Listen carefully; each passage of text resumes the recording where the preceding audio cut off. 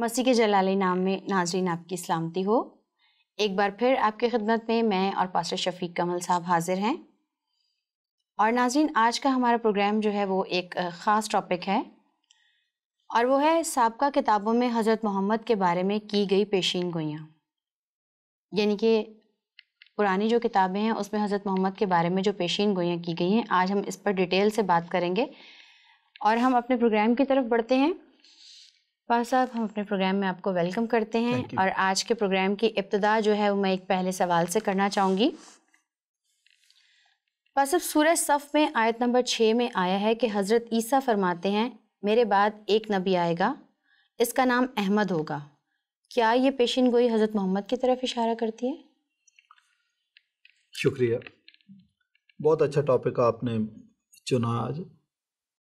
یہ عرصہ دراز سے اس قسم کے سوالات ہمارے مسلمان بھائی کر رہے ہیں، بلکہ اس پہ باقاعدہ کتابیں لکھی ہوئی، جی انٹرنیٹ پہ بڑا مواد بھرا پڑا ہے اس کے بارے میں، اور ہمارے مسلمان دوست ایڑی چوٹی کا زور لگا دیتے ہیں اس بات کو ثابت کرنے کے لیے اولڈ ٹیسٹامنٹ سے، نیو ٹیسٹامنٹ سے، سابقہ صحائف سے حضرت محمد کے بارے میں پیش گوئیاں ثابت کریں۔ ٹھیک، تو آج آپ نے اچھا کیا کہ یہ ٹاپک چن لیا، لوگوں کی غلط فہمیاں دور ہو جائیں گے، آج دور کر دیں گے۔ لیکن اس سے پہلے میں ایک وضاحت کر دوں کہ دوستوں کے ذہن میں یہ سوال ہے کہ ہم اسلام کے خلاف ہیں۔ جی، میں بتانا چاہتا ہوں کہ اگر جس طریقے سے 66 کتابیں اس کائنات کے خالق اور مالک نے لکھوائی ہیں، یہ کتاب بھی اسی خالق اور مالک نے لکھوائی ہوتی تو کیا ہم بیوقوف ہیں یا ہم بھاگی ہیں کہ خدا کے سامنے کہتے کہ خدایا تیری 66 کتابوں کو تو ہم مانتے ہیں لیکن یہ اس کو نہیں مانتے۔ آپ کیا سوچتی ہیں ایسا کہ ہم یہ جرت کر سکتے ہیں؟ نہیں، ہم کبھی بھی نہیں کر سکتے یہ جرت۔ اچھا، پھر جن کتابوں کو ہم نے مانا ہے ان کتابوں کو ہم نے پڑھا، ٹھوک بجا کے دیکھا، چیک کیا، ریسرچ کی، ہم مطمئن ہوئے کہ واقعی یہ کتابیں الہامی ہیں اور کائنات کے خالق اور مالک نے لکھوائی ہیں۔ ٹھیک، ہم نے ان کو مان لیا، لیکن ان کے جو مصنفین تھے ان کو ہم پرسنلی نہیں جانتے تھے، نہ ان سے ہماری کوئی رشتہ داری تھی، نہ ان کے ساتھ ہمارا کوئی بزنس کا امن تھا، لیکن اس مفروضے پر ان کتابوں کو مانا کہ ہم مطمئن ہوئے کہ یہ اس کائنات کے خالق اور مالک کی طرح۔ اور اسی طرح وہ کتابیں جن کو ہم نے نہیں مانا، وہ ایک نہیں ہیں، کئی کتابیں ہیں، یہ بھی میں بتا دوں، ان کو نہیں مانا اس لیے نہیں ہے کہ ان کے ساتھ ہماری دشمنی تھی، ان کو ہم پسند نہیں کرتے تھے اس لیے، نہیں، ایسا نہیں ہے، بلکہ ان کو ہم نے پڑھا، ٹھوک بجا کے دیکھا، ہم مطمئن نہیں ہوئے، ہم نے ریسرچ بھی کی، مطمئن نہیں ہوئے کہ یہ کائنات کے خالق اور مالک کی طرف سے، اس لیے ہم نے ان کو نہیں مانا۔ تو یہ مفروضہ پہلے ہمارے مسلمان دوستوں کو پتہ ہونا چاہیے، اور ہمارے مسلمان بھائیوں کے علاوہ بھی اگر کوئی قوم ایسا سمجھتی ہے کہ ہم ان کی کتابوں کو کیوں نہیں مانتے تو ان کو بھی یہ ہمارا موقف سمجھ میں آنا چاہیے۔ آپ نے جو سوال کر دیا یہ سابقہ کتاب سے آپ نے حوالہ نہیں دیا، آپ نے حوالہ دے دیا قرآن مجید کا، سورہ صف کی آیت نمبر 6 میں کہ حضرت عیسیٰ کا بیان ہے کہ میرے بعد ایک نبی آئے گا، ان کا نام احمد ہوگا۔ بہت سارے مسلم اسکالرس اس آیت کو پیش کر کے کہتے ہیں کہ حضرت محمد کے بارے میں بائبل میں پیش ہوئی ہے، اچھا، لیکن آیت پیش کرتے ہیں وہ قرآن مجید کی۔ میں کہتا ہوں کہ آپ اگر خود بھی یہ سوال چونکہ پاکستانی نے کیا تو میں یہ پوچھنے کا حق رکھتا ہوں کہ اگر آپ اس کو مانتے ہیں کہ واقعی یہ درست ہے تو آپ کلمے میں اس کو استعمال کریں گے احمد کو، آپ کہیں کہ لا الہ الا اللہ احمد الرسول اللہ، آپ ایسا کریں؟ آپ ایسا کر نہیں سکتے، کیونکہ جو کٹر مسلمان ہیں وہ تو احمدیوں کے خلاف ہے، شناختی کارڈ کے فارم میں سٹیٹمنٹ ان سے لکھواتے ہیں کہ بھئی آپ احمدی تو نہیں ہیں، کہیں ادھر آپ ڈیکلیریشن دیں۔ تو اگر کوئی احمد کہتا ہے تو پھر آپ کہتے ہیں یہ تو احمدی ہو گیا، تو یہ بھائی آپ سوچ سمجھ کے کوئی حوالہ دیا کریں۔ ویسے وہ حوالہ دے رہے ہیں، وہ کہہ رہے ہیں کہ سورہ صف جو ہے وہ دراصل کتاب استثناء 18 باب کی طرف اشارہ کرتی ہے. میں وہ حوالہ کوٹ کر دیتی ہوں. وہاں پہ جب خدا نے موسیٰ سے کہا کہ میں تیرے جیسا ایک نبی جو ہے وہ برپا کروں گا، کہنا وہ یہ چاہ رہے ہیں کہ سورہ صف میں جو ہے وہ کتاب استثناء میں موجود ہے یہ حوالہ، وہ اسی نبی کی طرف اشارہ ہے. ٹھیک ہے، تو پھر توڑ کے سوال نہ پوچھے، ایک ہی دفعہ جو اپنا سوال ہے میرے سامنے رکھ دیں، مجھے سمجھنے میں آسانی ہو. بہرحال میں کوشش کرتا ہوں. کتاب استثناء 18ویں باب کو بڑا مسکوٹ کیا جاتا ہے، ایون کرسچن بھی اس کو مسکوٹ کرتے ہیں. اگر آپ مائنڈ نہ کریں تو میں یہ بتانا چاہتا ہوں، کرسچن بھی. پہلی بات کہ 18ویں باب میں 2 نبیوں کا ذکر ہے، اور یہ بہت کم لوگ اس بات کو کلیئرٹی کے ساتھ جانتے ہیں. وہ صرف جہاں خدا کہتا ہے کہ میں موسیٰ کو کہتا ہے کہ تیرے بھائیوں میں سے تیری مانند ایک نبی برپا کروں گا، اس کو پڑھ لیتے ہیں اور کہتے ہیں کہ یہ حضور کی طرف اشارہ ہے، اور کرسچن کہتے ہیں کہ مسیح کی طرف اشارہ ہے. لیکن جب تک آپ اس پورے چیپٹر کو نہیں پڑھتے، آپ سیاق و سباق کو نہیں پڑھتے آپ کو نہیں پتہ چلے گا. اب آج میں آپ کو سیاق و سباق کے ساتھ یہ حوالہ بڑھا دوں گا. پہلی بات تو آدھا حصہ، آدھی پیش گوئی مسیح یسوع کے بارے میں، اور مسیح یسوع کے بارے میں جیسے پیش گوئی ختم ہوتی ہے وہاں پہ ایک دوسری پیش گوئی شروع ہوتی ہے. اور وہاں لکھا اگر کوئی شخص گستاخ بن کر نبی ہونے کا دعویٰ کرے تو وہ نبی، غور سے سنیں، تو لکھا وہ نبی واجب القتل ہوگا. اور آپ اگر پوچھو کہ بھئی ہمیں کیسے پتہ چلے گا کہ وہ نبی جو ہے وہ سچا یا جھوٹا ہے، خود سے بنا ہے، خود سے بنا، سیلف سٹائل ہے، تو لکھا ہے کہ اگر وہ نبی جو دعویٰ کرے اس کے دعوے کے مطابق واقعہ نہ ہو تو سمجھ لینا کہ وہ نبی جھوٹا نبی ہے اور وہ واجب القتل ہوگا، اور تو اس سے کوئی خوف نہ کھانا. تو جب تک کتاب استثناء میں آپ دونوں حوالے نہیں پڑھتے، آپ کے اپنے ذہن میں کلیئرٹی نہیں آ سکتی کہ وہ نبی یا دیٹ پرافٹ یا النبی یا جھوٹا نبی، کہ یہ تو کانٹیکسٹ سے بہت کلیئر سمجھ آ جاتا ہے. اچھا، تو دوسری بات کہ استثناء کا حوالہ جب آپ پڑھتے ہیں تو یہ شروع کہاں سے ہوتا ہے اس حوالے کو آپ چھوڑ جاتے ہیں. اور یہ مسلم سکالرز کی یہ عادت ہے کہ بہت سارے حوالے جب شروع کرتے ہیں، ایون قرآن مجید کی بھی بعض آیات پڑھتے ہیں تو آدھی سے شروع کر دیتے ہیں. مثلا یہ آیت تو آپ نے بہت سنی ہوگی جو اگر تم نے ایک جان کو قتل کیا، بہت سنی ہوگی نا، تو گویا پوری انسانیت کو قتل کر دیا. اور اگر تم نے ایک جان کو بچایا تو گویا پوری انسانیت کو بچا لیا. یہ بھی عادی پڑھتے ہیں. آیت شروع والا حصہ چھوڑ دیتے ہیں. شروع والا حصہ ہے کہ ہم نے بنی اسرائیل کے لیے یہ قانون مقرر کیا. ایسا کیوں کرتے ہیں؟ بس چھوڑے نا، ٹھیک ہے ٹھیک ہے، چلیں. اچھا، یہ کتاب استثناء 18ویں باب کا بھی جو شروع والا حصہ اس کو نہیں پڑھتے. صحیح. جو اس کا تعارف ہے، لکھا ہے کہ جب تو اس ملک میں پہنچ جائے جو میں نے تم کو دیا تو پھر یہ واقعہ ہوگا. وہ ملک کون سا تھا؟ وہ عرب نہیں تھا، وہ ملک مودا، ملک کنعان تھا. تو بھائی جب آپ نے شروع والی آیت ہی چھوڑ دی تو آپ کو کیا سمجھ آئے گا کہ یہ واقعہ کیسے اور کہاں پہ ہوگا؟ یہ واقعہ ملک کنعان میں ہوگا. اچھا، پھر دوسری بات کہ یہ واقعہ پیش کیوں آئے گا، وہ لکھا یہ تیری اس درخواست کے مطابق ہوگا جو تو نے کوہ حورب پر مجمع کے دن کی تھی. وہ درخواست کیا تھی؟ اس کے بھی کانٹیکس کو جب تک آپ پیچھے نہ جائیں تو نہ پڑھیں آپ کو کیا سمجھ آئے گی. اس میں بنی اسرائیل نے کہا تھا کہ ہم خدا کو دیکھنا چاہتے ہیں، اور 3 دن پہلے خدا نے کہا کہ یہ لوگ اپنے آپ کو پاک کریں. اچھا، اور کوئی پہاڑ کے قریب نہ آنے پر. جب خدا ان کو نظر آیا، حالانکہ وہ مکمل جاہو جلال میں نظر نہیں آیا، میں گزروں گا پیچھے سے تھوڑا سا دیکھ لینا، تو اس نور کو، اس تجلی کو بھی یہ برداشت نہیں کر سکتے. اور پہاڑ کانپ رہا تھا، تھر تھرا رہا تھا، دھواں اٹھ رہا تھا، اور بنی اسرائیل ڈر گئے. انہوں نے کہا کہ ہماری تو موت واقع ہونے والی ہے. موسیٰ سے کہا کہ آئندہ کو خدا براہ راست نام سے بات کرے ورنہ ہم مر جائیں گے. جو بھی بات کرنی ایک میڈیٹر کے تھرو ہونی چاہیے. اچھا، اس کنٹیکسٹ کو جب تک آپ نہیں سمجھتے تو آپ کو بات نہیں سمجھ آتی. خدا نے کہا یہ تیری اس درخواست کے مطابق ہوگا. درخواست ہے کہ ہم خدا کو براہ راست نہیں انسانی شکل میں دیکھ سکتے، اس لیے اس درخواست کے مطابق یہ نبی آئے گا تو وہ نبی بن کے آیا، انسان بن کے آیا، تھا وہ خدا. تو اس حوالے کو آپ اپنی مرضی سے توڑ مروڑ کے اگر کسی اور جگہ فٹ کرنا چاہیں تو یہ زیادتی ہوگی. اس کے کانٹیکسٹ کے سمجھے بغیر اگر آپ کوئی بات ایسا کرتے نہ کریں. ٹھیک ہے. کانٹیکسٹ نہیں اجازت دیتا کہ آپ مسیح کی جگہ کسی اور کو فٹ رکھیں. صحیح. بس اب یہ تو ہو گئی سورہ صف کی بات، یعنی کہ قرآن کی باتیں ہو گئی. اب ہم آتے ہیں انجیل کی طرف. انجیلوں میں بھی ان کا کہنا ہے کہ کچھ ایسی پیشین گوئیاں ہیں جو حضرت محمد صاحب کی طرف جو ہے وہ اشارہ کرتی ہیں. مثال کے طور پہ انجیل یوحنا میں جو ہے وہ پیشین گوئی کی گئی ہے کہ مسیح کے زمانے میں لوگ 3 شخصیات کے منتظر تھے. ان میں ایک تو مسیح تھے، ایک ایلیا، اور ایک لکھا ہے کہ وہ نبی. اب یہ وہ نبی جو ہے وہ کیا حضرت محمد کی طرف اشارہ ہے؟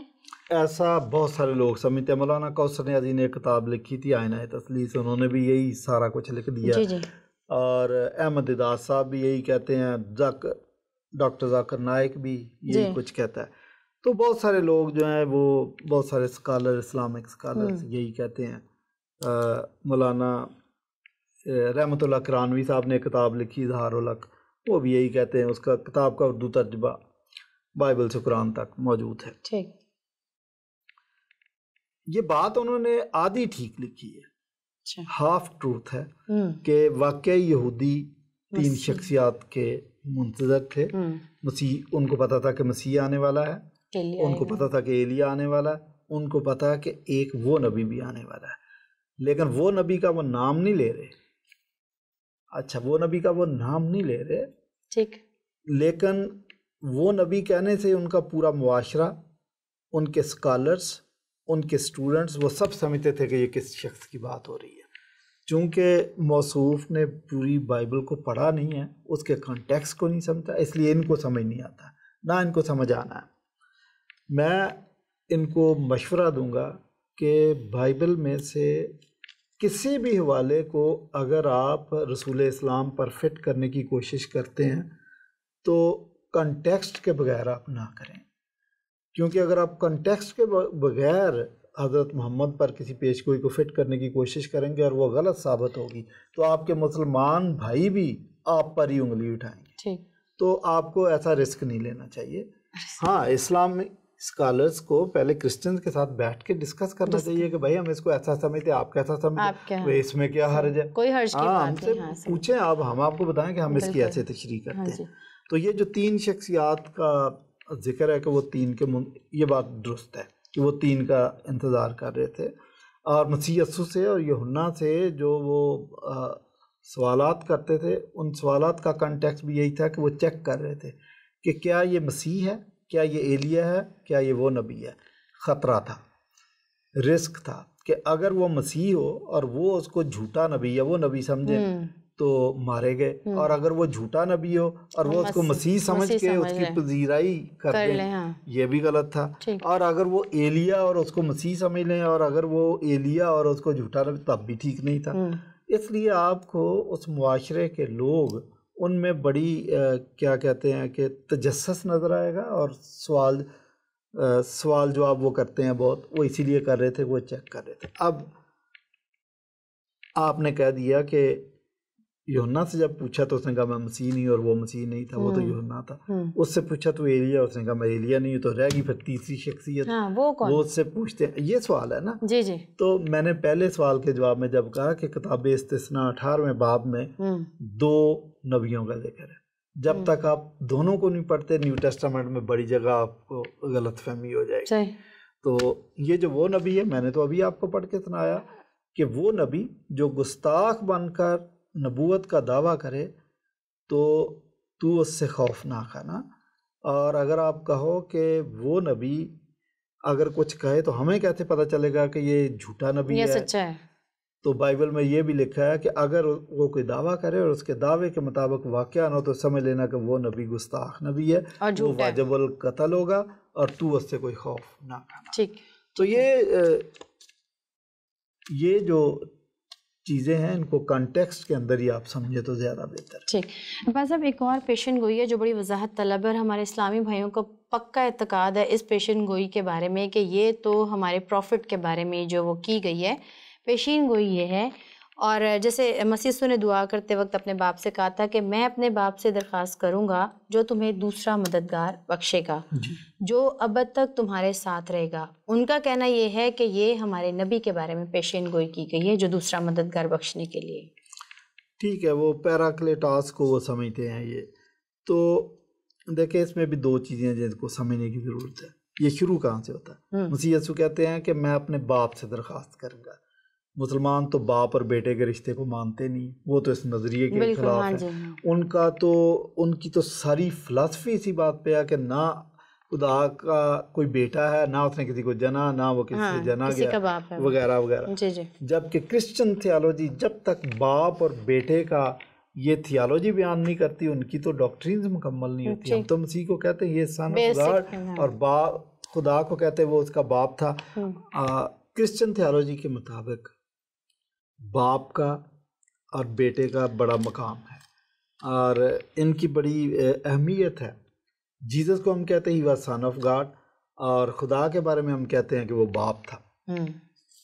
اب آپ نے اس حوالے کو چن لیا، لیکن اس تھیالوجی کو آپ نہیں مانتے، آپ اس کے خلاف ہیں. یا تو آپ یہ تسلیم کر لیں کہ مسیح یسوع کہہ رہے تھے کہ میں اپنے باپ سے درخواست کروں گا، تو پھر مان لیں کہ وہ باپ تھا اور یسوع مسیح بیٹا تھا. آپ تو اپنی ساری توانائیاں صرف کر دیتے ہیں کہ نہ اس نے کسی کو جنا، نہ وہ کسی سے جنا گیا. خدا کے بیٹا کیسے ہو سکتا ہے؟ اس کی تو کوئی جوہر ہی نہیں ہے. اور عیسائی حضرت عیسیٰ کو خدا کا بیٹا کہتے ہیں، یہودی حضرت عزیر کو خدا کا بیٹا کہتے ہیں، دونوں کافر ہیں، وغیرہ وغیرہ. ان کے لیے ناقابل وہ ہے قبول بات ہے. تو بھائی یا تو پھر آج مان لیں کہ ٹھیک ہے جی ہم بھی اس نظریے کو مانتے ہیں کہ وہ باپ ہے، لیکن یہ آپ کے لیے بڑا مشکل ہو جائے گا، آپ مان نہیں سکتے. ابو داؤد میں ایک حدیث شریف ہے، ہماری جو دعائے ربانی مسیح یسوع نے سکھائی تھی کہ پس تم اس طرح دعا کیا کرو کہ، اور دعا شروع کہاں سے ہوئی؟ اے ہمارے باپ. یہ دعائے ربانی والی پوری بات جو ہے نا ابو داؤد کے اندر لکھی ہوئی ہے حدیث کی کتاب میں، لیکن جہاں یہ لفظ آیا کہ اے ہمارے باپ، وہاں پہ انہوں نے لفظ بدل دیا اے ہمارے رب. تو آپ کو تو باپ اور بیٹے سے خدا واسطے کا بہر ہے، تو آپ اس حوالے کو کہاں فٹ کر رہے ہیں بھائی؟ تو ذرا سوچ سمجھ کے بات کیا کریں. دوسری بات اس میں جو آپ کے لیے مشکل ہے وہ یہ ہے کہ یہ جو دوسرا مددگار ہے اس کے بارے میں مسیح نے کہا تھا کہ وہ ہمیشہ تمہارے اندر رہے گا ابد تک. ہم کرسچن تو جانتے ہیں کہ ہمیں ہولی اسپرٹ گائیڈ کرتا ہے، ہم اس کی رہنمائی میں چلتے ہیں، وہ ہمارے اندر رہتا ہے. تو آپ تو ہولی اسپرٹ کو بھی نہیں مانتے. جہاں پر روح القدس لکھا ہوگا یہ بریکٹ میں اس کے اندر لکھ دیتے ہیں ترجمہ کرنے والے جبرائیل. تو آپ کے لیے بہت ساری ڈیفیکلٹیز ہیں کہ آپ کیسے کہہ سکتے ہیں کہ وہ یہ حوالہ حضرت محمد پر فٹ کریں گے. نہیں، کانٹیکسٹ کے بغیر آپ ایسا کر نہیں سکتے. اور دوسری بات بس یہاں پہ یہ بھی کوٹ کیا گیا نا کہ ابد تک تمہارے ساتھ رہے گا، تو حضرت محمد ابد تک تو زندہ نہیں، ہر انسان کو تو مرنا ہے، ابد تک ساتھ رہنے والا. جی وہی میں کہہ رہا ہوں کہ ہولی اسپرٹ ہی وہ تو ہے، وہ ہے جو ہمیشہ ساتھ رہے گا. ٹھیک ہے، تو وہی کانٹیکسٹ والی بات میں نہیں. ٹھیک. بس اب یہاں تک تو ہو گئی. ہم نے سورہ صف کی بات کی، ہم نے انجیل مقدس کی بات کی، یوحنا میں جو پیشین گوئیاں کی گئی ہیں. اب ہم ایک اور انجیل کی بات کرتے ہیں جو کہ انجیل برناباس کے نام سے ہے. ہمارے اسلامی بھائیوں کا یہ کہنا ہے کہ حضور کے بارے میں اس میں واضح پیشین گوئیاں جو ہیں وہ موجود ہیں. وہ کہتے ہیں کہ تمام انبیاء جن کو خدا نے بھیجا ان کی تعداد 1,24,000 تھی. انہوں نے ابہام کے ساتھ بات کی ہے، مگر میرے بعد خدا کا نور آئے گا، خدا کا رسول آئے گا جو انبیاء کے کہی ہوئی باتوں کے اندھیرے پر روشنی ڈالے گا. وہ کہتے ہیں کہ بڑا کلیئر اور بڑا واضح طور پہ جو ہے وہ حضرت محمد کی طرف اشارہ ہے انجیل برناباس میں. انجیل برناباس کے بارے میں پہلے میں ایک بات آپ کو بتانا چاہتا ہوں کہ یہ انجیل برناباس پہلی صدی کی انجیل نہیں ہے. یہ کوئی 14ویں-15ویں صدی میں ہمارے سامنے آئی ہے. ایون اسلام سے پہلے بھی یہ انجیل موجود نہیں تھی. اسلام 610 میں آیا، اس وقت یہ انجیل صفحہ ہستی پہ موجود نہیں تھی. پہلے یہ جعلی انجیل ہے، ہم نہیں اس کو مانتے. یہ ایک مسلمان اور ایک نام نہاد کرسچن کا جوائنٹ وینچر تھا انجیل برناباس. جی سرمایہ کار وہ مسلمان تھا اور لکھنے والا وہ کرسچن کرائے کا بندہ تھا جو لکھ رہا تھا. کیونکہ اس میں 2-3 جگہ جہاں لکھا کہ یسوع مسیح حضرت عیسیٰ لکھا تو کاٹ کے کسی نے آگے لکھا کہ رسول اللہ. اچھا، کہ وہ اللہ کا رسول تھا، نبی تھا. یعنی وہ خدا کا کانسیپٹ اس کو کاٹا گیا. اچھا، پھر دوسری بات ہے کہ اگر یہ انجیل اسلام سے پہلے تھی تو قرآن اس کے بارے میں کیوں خاموش ہے؟ بالکل. خلفائے راشدین اس کے بارے میں خاموش ہیں، کسی نے انجیل برناباس کا ذکر نہیں کیا. اور صحابہ کرام اس کے بارے میں خاموش ہیں. قرآن کے مفسرین جو پرانے ہیں وہ اس کے بارے میں خاموش ہیں. مورخین پرانے جو ہیں وہ انجیل برناباس کے بارے میں خاموش ہیں. تو اس کا مطلب یہ کتاب پہلے موجود نہیں تھی. دوسرا نقطہ میرا یہ ہے انجیل برناباس کے بارے میں کہ آپ نے خود جو سوال پڑھا انجیل برناباس کا جو آپ نے اقتباس دیا، اس میں لکھا کہ سابقہ کتابیں جتنی بھی ہیں وہ ساری کی ساری ابہام پر مبنی تھی، یعنی ان میں کلیئرٹی نہیں تھی. ہاں، شک و شبہ تھا. اچھا، میرا یہ سوال بنتا ہے کہ اگر ان میں کلیئرٹی نہیں تھی، ابہام پایا جاتا تھا، تو آپ کا تو ایمان ہے کہ آپ کا 4 کتابوں پر ایمان ہے، سابقہ کتابوں پر ایمان ہے، زبور، توریت، انجیل، اس پہ آپ کا ایمان ہے. تو بھائی آپ مبہم کتابوں پر ایمان لانا میں نہیں دارت کیوں؟ اچھا، پھر سابقہ کتابیں اگر مبہم تھی تو انجیل برناباس بھی بقول آپ کے پہلی صدی کی انجیل ہے تو یہ بھی مبہم ہے. اس کی باتوں کو آپ کیوں مانتے ہیں؟ اس پہ تو آپ عقیدہ نہیں کھڑا کر سکتے. کیوں کوٹ کرتے ہیں؟ یہ میں کہتا ہوں آپ کو کوئی سوال کرنے سے پہلے ذرا کوئی 10 منٹ ٹھنڈا پانی پی کے سوچ لینا چاہیے، پھر سوال کرنا چاہیے. اچھا، ٹھیک ہے جی. اسی انجیل کی ایک اور پیشن گوئی جو ہے وہ پیش کرتے ہیں کہ سردار کائن نے مسیح سے پوچھا کہ تیرے بعد آنے والا جو ہے وہ نبی کس نام سے پکارا جائے گا. تو آگے وہ کہتے ہیں کہ مسیح نے جواب دیا. اس انجیل برناباس میں لکھا ہے کہ مسیح نے جواب دیا کہ اس کا نام قابل تعریف یعنی محمد ہوگا. ٹھیک ہے، یہ بھی انجیل برناباس سے اقتباس ہے. جی. تو انجیل برناباس کے بارے میں نے آپ کو بتایا کہ ہم اس انجیل کو الہامی نہیں مانتے. ٹھیک. تو بہرحال یہ جو آپ نے اقتباس پیش کیا کہ جی اس کا نام محمد ہوگا، قابل تعریف ہوگا، یہ اس میں لکھا ہوا. ٹھیک. میں نے یہ انجیل پڑھی ہے، انجیل برناباس کئی دفعہ پڑھی ہے، اردو میں ترجمہ موجود ہے ادھر. ہاں، 2-3 لوگوں نے ترجمہ کیا، موجود ہے، پڑھیں آپ. اس میں ایک اور بات میں آپ کو بتاؤں عوام کی دلچسپی کے لیے، شاید آپ کے لیے بھی دلچسپی کی بات ہو، کہ یہ ایک ایسی کتاب ہے جس میں 3 جگہ اسلامی کلمہ مکمل لکھا ہوا، لا الہ الا اللہ محمد رسول اللہ، 3 جگہ. جبکہ قرآن مجید میں یہ کلمہ ایک جگہ نہیں ہے. اچھا، یہ 2-3 جگہ سے انہوں نے اکٹھا کیا ہے، لیکن ایک جگہ نہیں ہے مکمل. اس میں ایک ہی جگہ پر 3 جگہ پر کلمہ مکمل لکھا ہے. میں حیران ہوں کہ اگر اس میں مکمل کلمہ لکھا اور یہ پہلی صدی کی انجیل تھی تو حضرت محمد کو تو مشرکین کے ساتھ، یہودیوں کے ساتھ، مسیحیوں کے ساتھ بڑی تگودو کرنی پڑی کہ وہ ان کی نبوت کو تسلیم کریں. بڑا آسان نسخہ تھا یہودیوں کے لیے اور مسیحیوں کے لیے. ان کو بھائی انجیل برناباس پڑھ لو، ختم ہو جاتی، اس کے بعد کوئی آرگومنٹ نہیں رہ جاتی. تو میں تو یہ سمجھتا ہوں کہ یہ کتاب حضرت محمد کے آنے سے پہلے 7ویں صدی سے پہلے یہ موجود نہیں تھی. اس وقت نہیں تھی، یہ 14ویں-15ویں صدی میں آئی ہے. تو اس لیے اس کو آپ سمجھنے کی کوشش کریں کہ یہ پہلے انجیل نہیں تھی. اگر ہوتی تو اس کا ذکر کیا جائے. اس کے بارے میں یہ کہا جا سکتا ہے کہ ملی بھگت سے لکھی گئی. تو میں تو کہہ رہا ہوں نا، میں نے جوائنٹ وینچر کا لفظ استعمال کر دیا، ایسے ہی لکھی گئی. جی ابا صاحب، ایک اگلا سوال ہے اور بلکہ آخری ہمارے پروگرام کا سوال ہوگا. ایک اور وہ یہ بات یہاں پر کوٹ کرتے ہیں کہ اگر موسیٰ کی کتاب کی صداقت مسخ نہ کر دی ہوتی نہ زبور آتا، اور اگر زبور مسخ نہ ہوتا تو انجیل نہ آتی. کہنے کا مطلب یہ ہے کہ ان کی سچائی جو ہے وہ مسخ کر دی گئی ہے.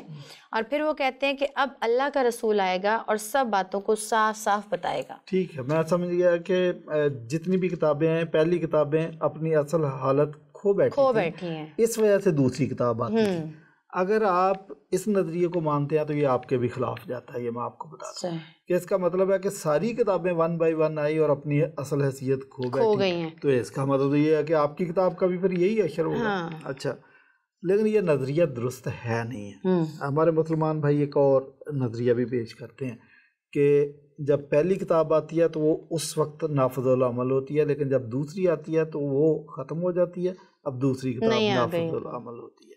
یا سم ٹائم وہ ایسا بھی کہتے ہیں کہ حالات اور واقعات چونکہ بدل جاتے ہیں، اس لیے ضرورت ہوتی ہے کہ ایک نئی کتاب آئے.